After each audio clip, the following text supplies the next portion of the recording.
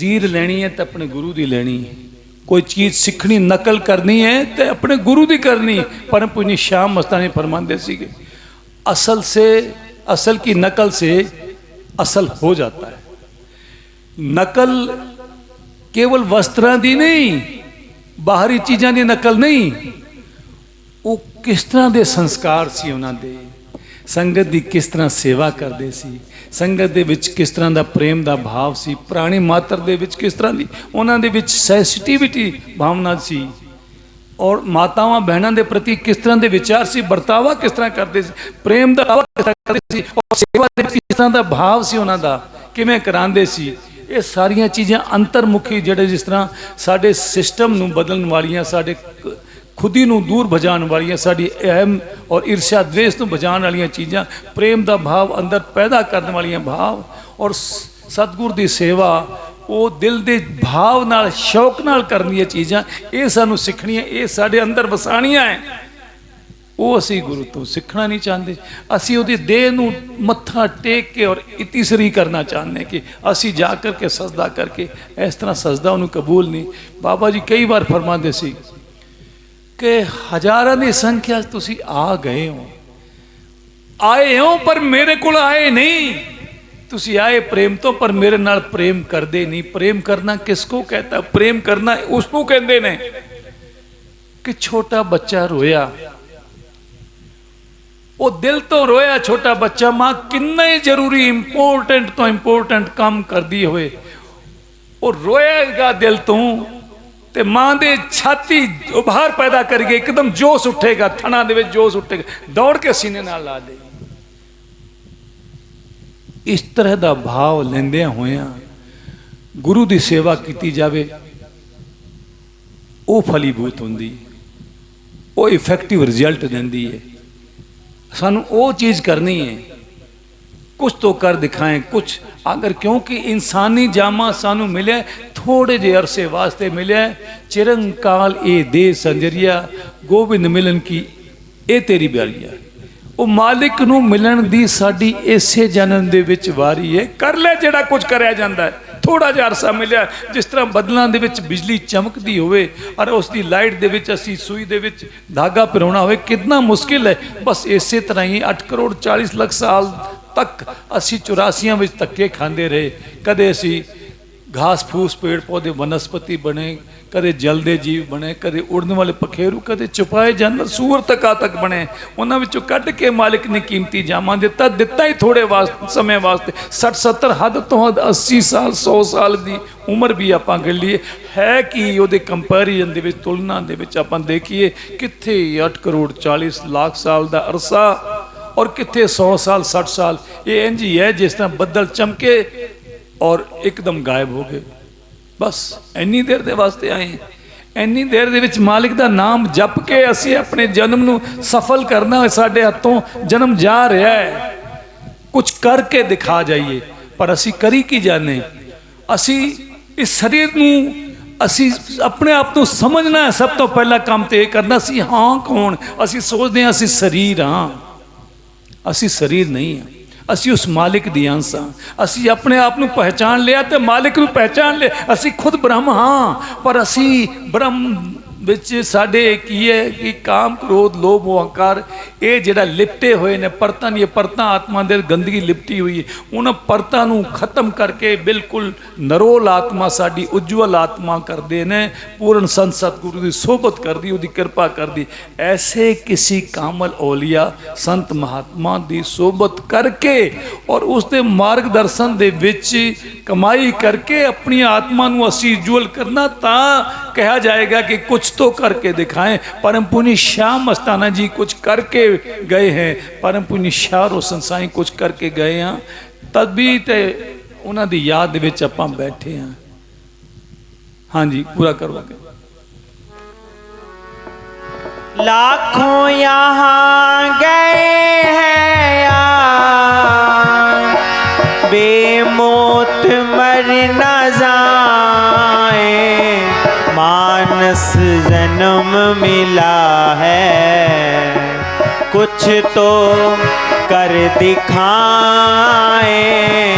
मान मानस जन्म मिला है।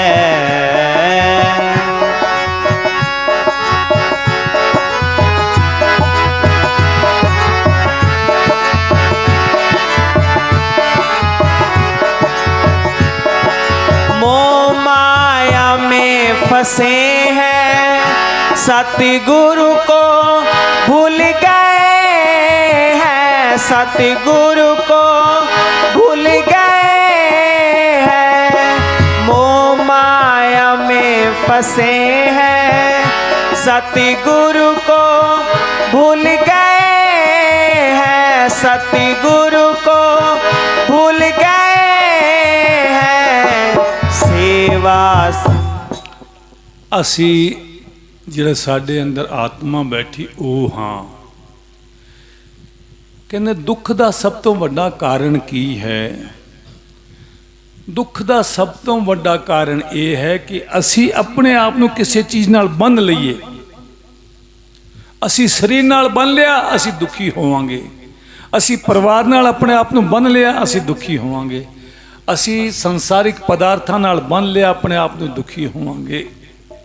ਸੰਤਾਂ ਮਹਾਤਮਾ ਨੇ ਸਪਸ਼ਟ ਫਰਮਾਨ ਕੀਤਾ ਹੈ। ਬਾਬਾ ਪਰਮ ਪੁਨੀ ਬਾਬਾ ਜੀ ਸੰਗਤਾਂ ਦੇ ਵਿੱਚ ਅਕਸਰ ਇਸ ਸ਼ਲੋਕ ਦੇ ਜ਼ਰੀਏ ਸਾਨੂੰ ਸਮਝਾਉਣ ਦਾ ਪ੍ਰਯਾਸ ਕਰਦੇ ਸੀ ਕਿ ਜੋ ਘਰ ਛੱਡ ਗਵਾਵਣਾ ਸੋ ਲੱਗਾ ਮਨ ਮਾਏ, ਜਿੱਥੇ ਜਾਏ ਤੁਧ ਵਸਣਾ ਤਿਸ ਕੀ ਚਿੰਤਾ ਨਾ ਹੈ।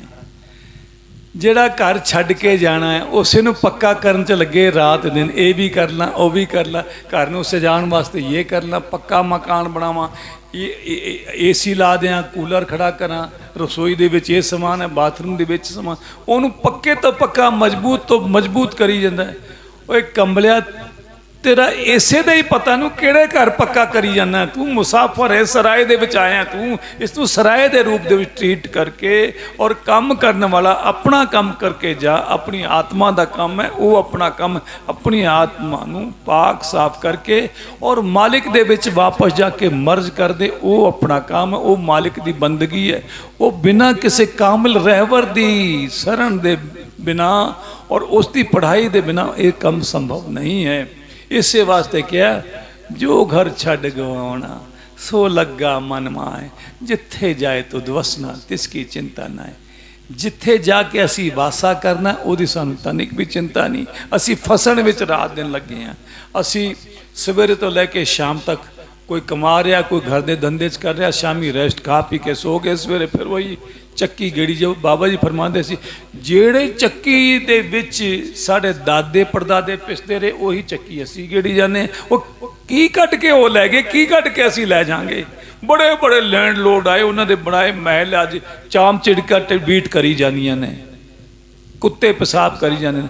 ਲੇਕਿਨ ਉਹ ਜੁਲਾਹਾ ਕਬੀਰ ਜਿਸ ਦੀ ਜਾਤੀ ਦਾ ਉਪਹਾਸ ਪਬਲਿਕ ਕਰਦੀ ਸੀ, ਉਹ ਜੁਲਾਹਾ ਕਬੀਰ ਜਿਸ ਦੀ ਗਰੀਬੀ ਦਾ ਉਪਹਾਸ ਪਬਲਿਕ ਕਰਦੀ ਸੀ, ਛੂਆ ਛੂਤ ਕਰਦੀ ਸੀ, ਉਸ ਜੁਲਾਹੇ ਕਬੀਰ ਦੀ ਕਬਰ ਦੇ ਉੱਤੇ ਕੁਝ ਸਾਲ ਪਹਿਲੇ ਐਡੇ ਵੱਡੇ ਦੇਸ਼ ਹਿੰਦੁਸਤਾਨ ਦੇ ਰਾਸ਼ਟਰਪਤੀ ਜੀ ਔਰ ਪ੍ਰਧਾਨ ਮੰਤਰੀ ਜੀ ਫੁੱਲ ਚੜ੍ਹਾ ਰਹੇ ਸੀ। ਲੇਕਿਨ ਕਿੰਨੇ ਰਾਜੇ ਮਹਾਰਾਜਾ ਨੇ ਮਹਿਲ ਔਰ ਕਿਲੇ ਬਣਾਏ, ਉਹਨਾਂ ਤੇ ਕੁੱਤੇ ਪਿਸ਼ਾਬ ਕਰੀ ਜਾਂਦੇ, ਕੋਈ ਪੁੱਛਦਾ ਹੀ ਕੋਈ ਨਹੀਂ। ਫਿਰ ਵੈਲਿਊ ਕਿਹਦੀ ਹੋਈ? ਦੌਲਤ ਵੀ ਪਾਈ, ਇੱਜ਼ਤ ਵੀ ਪਾਈ, ਮਗਰ ਜ਼ਿੰਦਗੀ ਕੀ ਕੀਮਤ ਨਾ ਪਾਈ। ਉਹ ਜ਼ਿੰਦਗੀ ਦੀ ਕੀਮਤ ਤਾਂ ਮਾਲਿਕ ਦੇ ਨਾਮ ਜਪਣ ਤੋਂ ਬਣਨੀ ਹੈ। ਕਿੰਨੀਆਂ ਦੌਲਤਾਂ ਕਮਾ ਲਓ, ਕਿੰਨੀਆਂ ਸ਼ੋਹਰਤਾਂ ਕਮਾ ਲਓ, ਇਹ ਕਿਸੇ ਨਾਲ ਚੱਲਣ ਵਾਲੀ ਚੀਜ਼ ਨਹੀਂ। ਉੱਥੇ ਕਰਮਾਂ ਤੋਂ ਹੋਣੇ ਨਵੇੜੇ, ਜਾਤ ਕਿਸੇ ਪੁੱਛਣੀ ਨਹੀਂ। ਜਿਹਨੇ ਸਵਾਸਾਂ ਦੀ ਕੀਮਤੀ ਪੂੰਜੀ ਸਾਨੂੰ ਅਲੋਟ ਕੀਤੀ ਹੈ ਮਾਲਿਕ ਦਾ ਨਾਮ ਜਪਣ ਵਾਸਤੇ, ਉਹਦੇ ਅੱਗੇ ਕੀ ਹਿਸਾਬ ਦੇਾਂਗੇ? ਪਰਮ ਪੁਨੀ ਸ਼ਾਹ ਮਸਤਾਨਾ ਜੀ ਫਰਮਾਉਂਦੇ ਨੇ, ਤੁਹਾਡੇ ਤੁਸੀਂ ਦੋ ਗੱਲਾਂ ਹਮੇਸ਼ਾ ਯਾਦ ਰੱਖੋ। ਨੰਬਰ 1, ਇਸ ਦੁਨੀਆ 'ਚੋਂ ਮਰ ਕੇ ਜਾਣਾ। ਮੌਤ ਸਾਡੇ ਵੱਲ ਭੱਜੀ ਆ ਰਹੀ ਹੈ, ਅਸੀਂ ਮੌਤ ਵੱਲ ਨੂੰ ਭੱਜੇ ਜਾ ਰਹੇ ਹਾਂ।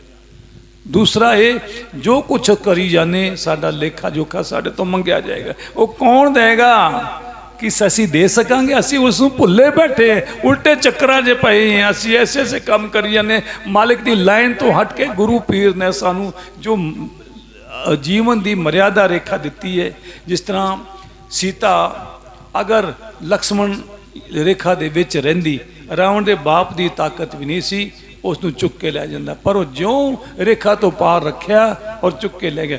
ਇਸੇ ਤਰ੍ਹਾਂ ਸਾਡੇ ਗੁਰੂ ਨੇ ਸਾਡੇ ਆਚਰਣ ਵਾਸਤੇ, ਸਾਡੇ ਸੀਲ ਵਾਸਤੇ, ਸਾਡੇ हक हलाल दी रोटी वास्ते, पर इस्त्रियां नूं मां बहन समझण वास्ते इस्त्रियां, पर पुरुष नूं पिता भाई समझण इन्हां वास्ते, और मां शराब, और जितनियां सानूं पाबंदियां ला रखियां ने, उस गुरु ने साडे आचरण वास्ते जो मर्यादा रेखा जो सीमा बन दिती, अगर उसकी अंदर रह के असी मालिक की बंदगी करके उसकी गाइडेंस दे विच मालिक की बंदगी करके जा सकते हैं, तो इस घर नूं छड्ड के असी जिथे जाना चाहते उस घर की परवाह करते हैं, पर असी इस गल की परवाह करते कोई नहीं। असी तो फसन वाले काम तो करी जाने सारे, सुबह तो लेके शाम तक, शाम तो लेके सवेरे तक असी फसन वाला ही काम करते हैं। इस वास्ते गुरबाणी दे विच मजबूर होकर फकीरां ने कहा जिहड़ा घर छड्ड के जा रहे हैं असी उस चीज़ नूं मजबूत करते लगे ना, इस गल तो उपर उठ करके जिथे जाके असी वसना उस घर की परवाह करो,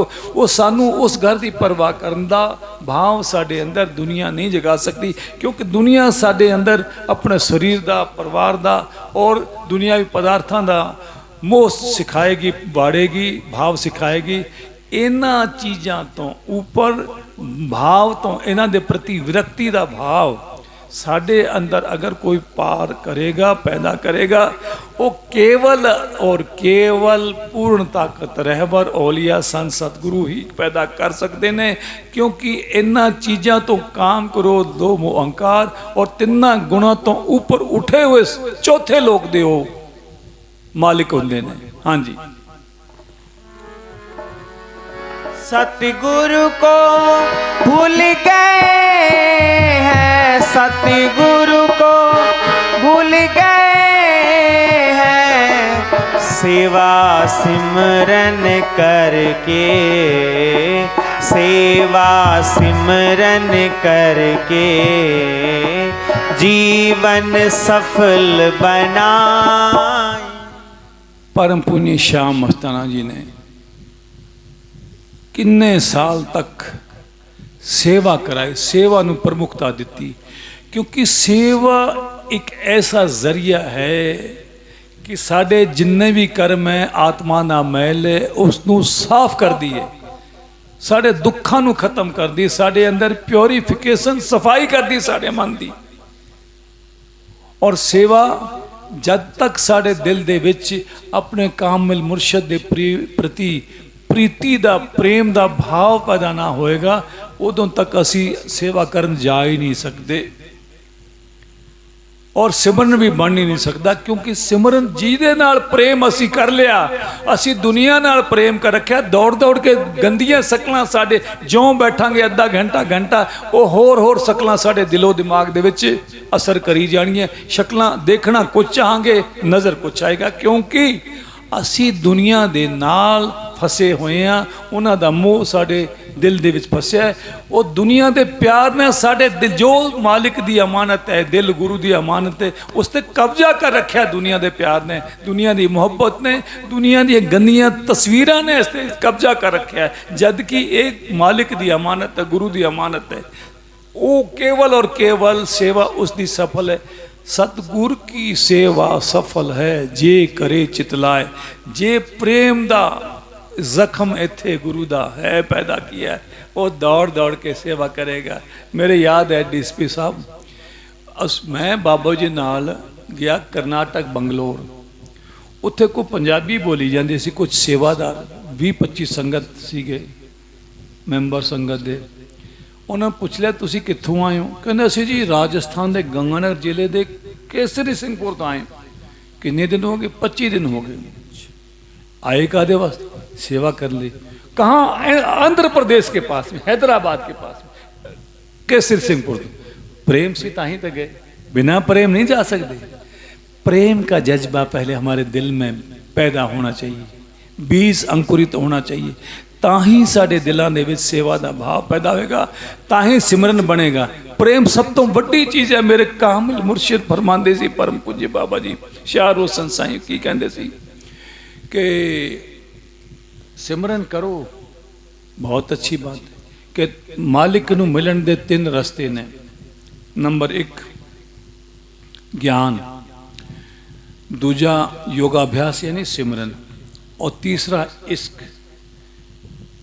सारे अपने अपने तरीके नाल, कोई ज्ञान मार्ग ਨੂੰ अपनाता है और कोई योगा अभ्यास यानी सिमरन ਨੂੰ अपनाता है। किसी बिरले दे हक दे विच इश्क आउंदा है, क्यों इश्क मालिक गुरु को प्रभावित करना का सबसे कारगर और इफेक्टिव जरिया है। कहने एक आह मारो किथे दा किथे पहुंचा छड़दा है, और सिमरन वाले नूं हज़ारां वर्ष लग जाते हैं, कितने साल लग जाते हैं। ज्ञान वाले नूं क्यों इन्हां विच अपच हो जाता, अहम पैदा हो जाता है। मेरी याद है सत्संग हुई सी, किथे सम्मेलन होया सी, संत दा सम्मेलन किथे जयपुर दे विच, कितने संत आए सी। वो बाबा जी नूं बुला के लै गए, बाबा जी मना करते रहे, बड़ी मुश्किल नाल वो प्रभावित करके लैके गए। उन्हों का सम्मेलन चलता सी, कुर्सियां लगियां सी 10 स्टेज ते और बाकी सामने कुर्सियां लगियां सी। बाबा जी आए, वो दौड़ के अगवानी करने वास्ते। बाबा जी ने मैंने कहा तू थले जेड़ा स्टेज का खाली हिस्सा उत्थे थले तौलिया बिछा दे, मैं कुर्सी ते नहीं बैठना। वो बहुत कोशिश करते पर बाबा जी नहीं बैठे, थले बिछा। हुण ज्ञान ध्यान चलता रहा। वो किसी ने श्लोक बोलिया, दूजा अर्थ करे इन्हें मूर्ख है, कहीं ऐसा होता है। वो कहना नहीं मैंने सही किया, कहना नहीं गलत किया। वो अड़ते रहते। लास्ट दे विच तीसरे दिन 3 दिन कॉन्फ्रेंस स्पिरिचुअल कॉन्फ्रेंस चली। वो कहने आप भी कुछ बोलो, कि मैं जो कहना सी तुसीं कहते नहीं जी ऐसा नहीं, कुछ तो बोलना पड़े। कहने देखो मैं 3 दिनों का सुनी जाना, तुसीं बहुत अच्छा करी जाते सी, पर तुसीं बुरा ना मानो। एक गल कहा, कहने दसो। कहने जे बुरा ना मनो तो ये गल है कि ठीक है ज्ञान बहुत अच्छी चीज़ है, पर ये बड़ा भारी नुक्स है। कि ये की नुक्स है ज्ञान? कहने ये अहम का भाव पैदा होंदा, तुसीं एक दूसरे को नीचा दिखाई जाते, दिखाया कि नहीं दिखाया, हुण चुप। कहने तप भी बहुत अच्छा योग अभ्यास, पर ये भी थोड़ी रिद्धि सुद्धि हुई और पता नहीं करामाता दिखा करके, जैसे अग्रोहा साढ़े साड़िया पिया है, वो किराड़ू में पत्थर बुत बना रखे है। असी चलते प्रेमा भक्ति ते इश्क ते, ये कोई नुक्स है तो दसो। और कितनी तपस्या करके और इस मतलब उसने मूसा ने मालिक को प्रकट किया था, पर गडरिया अनपढ़ो तो बड़े ज्ञानी ध्यानी होने की लोड़ नहीं, दिल दे विच मुहब्बत का भाव पैदा होना चाहिए है। एक गडरिया अनपढ़ जाहिल वो कहता हे मालिका अल्लाह ताला तू भी कला मैं भी कला, ते तू मेरे नाल मिल जाए तो आप भेडा चरा, तू ना चराई चरा तो मैं ही लवांगा, तेनू गर्मी के टाइम दे विच ठंडा ठंडा बकरियां दा दुध पियावांगा, और कपड़े भी मैं तेरे भी धो लाँगा, मेरे तो तलाब से धोंदा ही धोंदा, तेरे भी धो लवांगा, और तेरे पैर दबा थक्या हुए तो तू तेरे सिर दर्द सिर दबावा तेरा, तेनू दही पियावा, वो तेरिया जूआं कड्डा तेरे जूआं पै जाना। उतों टप्पन लग्या मूसा, मूरख कहीं का, अरे वो तो ला वजूद है, वो वजूद में आता है, उसके बुखार होएगा, उसके हाथ पैर दर्द होगा, सिर दर्द होएगा, वो तेरी दही पिएगा, तेरी लस्सी पिएगा, और इसके जुएं पड़ती खिंच के थप्पड़ मारे, ऐसा बेवकूफ कहीं का। उन्हें सोचा अल्लाह ताला तो ऐसी चीज़ होंगी है, और मैं ऐसी गल कह देती, मैनू जीण का हक नहीं। वो कोतूर पर्वत के एक किनारे चढ़ के छलांग मारनों तैयार हो गया मरन वास्ते, उधर वो दूसरे सिरे ते जाके बंदगी कर बस बैठा। मालिक ने फटकार दी, मूसा तेनू मैं दुनिया नू प्यार का सबक देने वास्ते भेजा सी, तू की करके आ गया, तू मेरे बंदे का दिल तोड़िया। कहना जी तू मतलब वो ला वजूद है, तू वजूद चाहता नहीं, तेरे बुखार होंदा, तेरा सिर दर्द करता, तेरे लत्तां पैरां दर्द होए, तू दही पिएगा, तू ये किए, तेरे जूआं पै सकदियां ने, ऐसे कुफर पकड़िया सीगा तां मैनू थप्पड़ मारिया। कहने वो मेरी कृपा नाल मेरी मोहब्बत तो तर हो करके कुछ भी बोल रहा सी, मैंने बड़ा प्यारा लग रहा सी। कहने जा बचा, आत्महत्या कर लेगा, ओदी हत्या तेरे गल लगेगी। वो दौड़ के गया, वो पहुंचता उस तो पहले वो छलांग लगाने तैयार हो गया। मालिक ने जाके दर्शन देते, वो क्या कर रहा है, क्या कहना मेरे को जीने का हक नहीं, मैंने अल्लाह ताला के बारे में ऐसा कर दिया, मेरे को छोड़ दो। वो कहना मैं अल्लाह ताला ही हूँ, तेरा दूध भी पीऊंगा, मैं तेरा ये भी करूँगा। उन्हें को बंदगी की थी सी, क्या किया तुमने? कबीर साहब भाषा के डिक्टेटर सी, उन्हें मालिक नू प्रकट किया, कुछ ना कुछ कर दिता सी। कबीर साहब बहुत उच्च कोटि के कवि भी होए ने, उन्होंने जड़ उल्ट बासियां का कोई अर्थ नहीं कर सकिया, कोई नहीं जान सकिया। वो भाषा दे डिक्टेटर क्या है कि भाषा उनके दिल के भावों को ढोने के एक जरिया, एक प्रभावी जरिया सी, अपने आप भाषा बनती सी, उन्होंने दिल अंदर भाव उठता सी, भाषा बनती चली जाती सी। इस तरह के संत सी उच्च कोटि दी। हाँ जी, करो पूरा। सेवा सिमरन करके जीवन सफल बनाए, लाखों यहाँ गए हैं बेमौत मर न जाए, मानस जन्म मिला है कुछ तो कर दिखाए।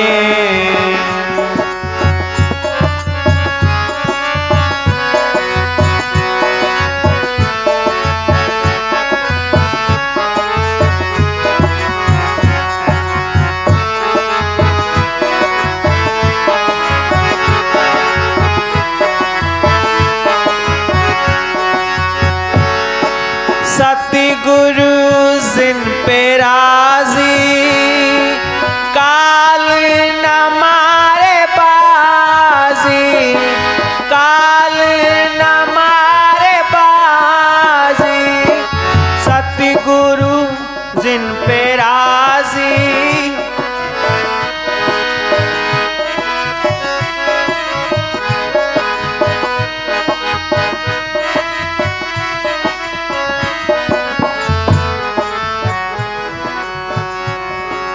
सतगुरु जिन पे राजी, काल न मारे बाजी, काल न मारे बाजी, नाम शब्द की मन में, नाम शब्द की मन में ऐसी जोत जगाए, नाम शब्द की मन में ऐसी जोत जगाए, लाखों यहाँ गए हैं बेमौत मर न जाए, मानस जन्म मिला है कुछ तो कर दिखाए।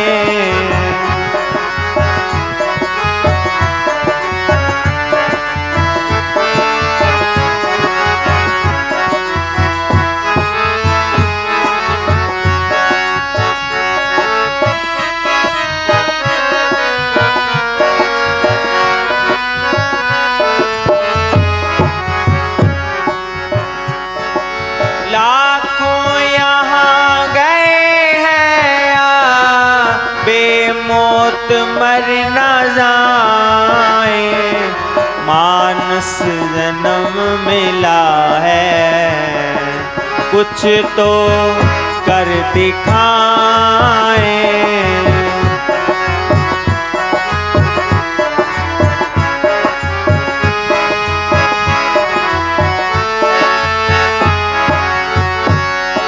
शाम मस्ताने को तरस आई, हमको गले लगाई, हमको सतगुरु को तरस आया, हमको गले लगाया, हमको गुनाहगार अर्ज है बाबा। सेवा के बारे में दोबारा पढ़ लोगे तो सी।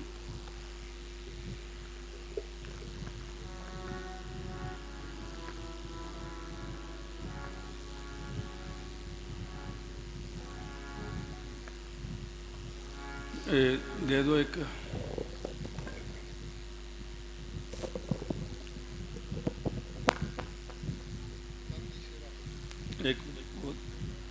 वो ले आ।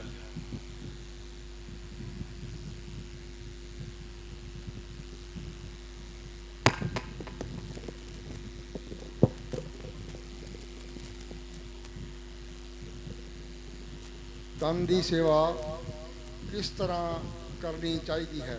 ਥੋੜਾ ਉੱਚਾ। ਗੁਰੂ ਅਮਰਦਾਸ ਜੀ ਫਰਮਾਉਂਦੇ ਹਨ ਕਿ ਹਾਥੀ ਦੀ ਤਰ੍ਹਾਂ ਸਿਰ ਪਰ ਗੁਰੂ ਦੇ ਹੁਕਮ ਦੇ ਅਸਰ ਨੂੰ ਪਾਣ ਅੰਕੁਸ਼ ਅੰਕੁਸ਼ ਹਾਂ ਜਿੱਧਰ ਉਹ ਚਲਾਏ ਚੱਲੇ।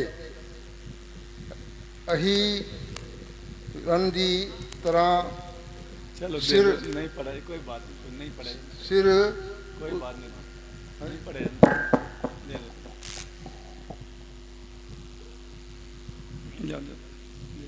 बैठ दो।